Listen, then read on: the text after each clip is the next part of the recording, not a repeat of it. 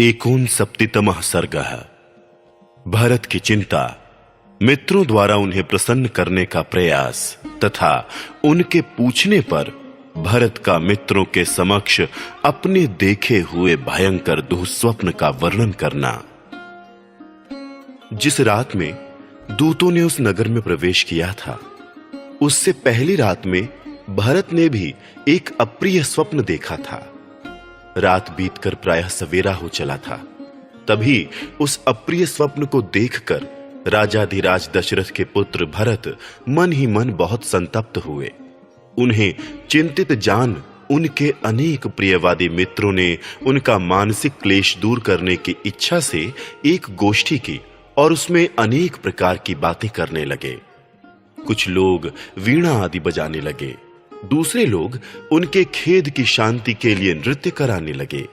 दूसरे मित्रों ने नाना प्रकार के नाटकों का आयोजन किया जिनमें हास्य रस की प्रधानता थी।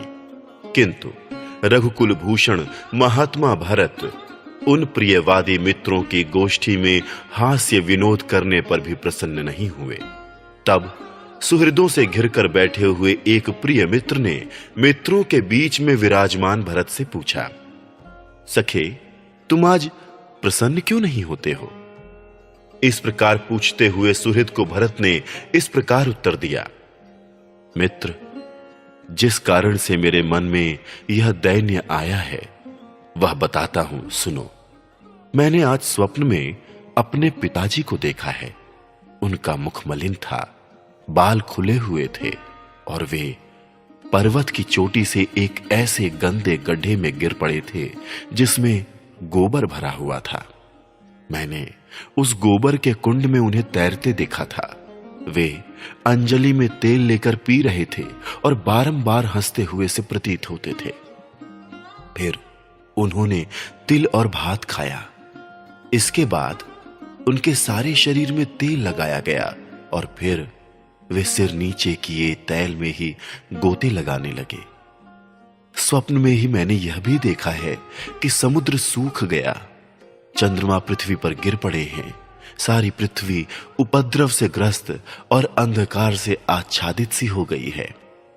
महाराज की सवारी के काम में आने वाले हाथी का दांत टूक टूक हो गया है और पहले से प्रज्वलित होती हुई आग सहसा बुझ गई है।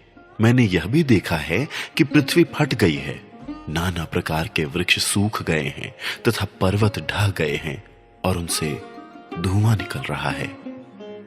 काले लोहे की चौकी पर महाराज दशरथ बैठे हैं। उन्होंने काला ही वस्त्र पहन रखा है और काले एवं पिंगल वर्ण की स्त्रियां उनके ऊपर प्रहार करती हैं। धर्मात्मा राजा दशरथ लाल रंग के फूलों की माला पहने और लाल चंदन लगाए गधे जूते हुए रथ पर बैठकर बड़ी तेजी के साथ दक्षिण दिशा की ओर गए हैं। लाल वस्त्र धारण करने वाली एक स्त्री, जो विकराल मुख वाली राक्षसी प्रतीत होती थी, महाराज को हंसती हुई सी खींच कर लिए जा रही थी। यह दृश्य भी मेरे देखने में आया।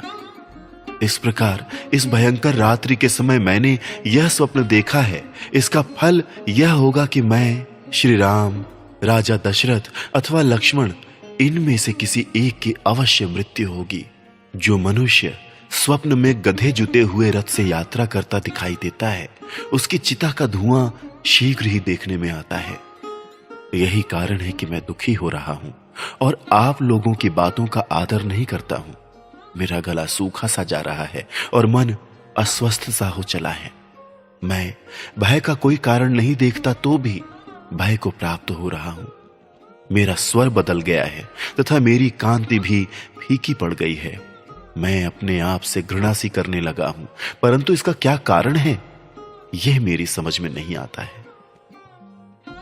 जिनके विषय में मैंने पहले कभी सोचा तक नहीं था, ऐसे अनेक प्रकार के दुःस्वप्नों को देखकर तथा महाराज का दर्शन इस रूप में क्यों हुआ जिसकी मेरे मन में कोई कल्पना नहीं थी, यह सोचकर मेरे हृदय से महान भय दूर नहीं हो रहा है। इस प्रकार श्री वाल्मीकि निर्मित आर्ष रामायण आदि काव्य के अयोध्या कांड में 69वां सर्ग पूरा हुआ।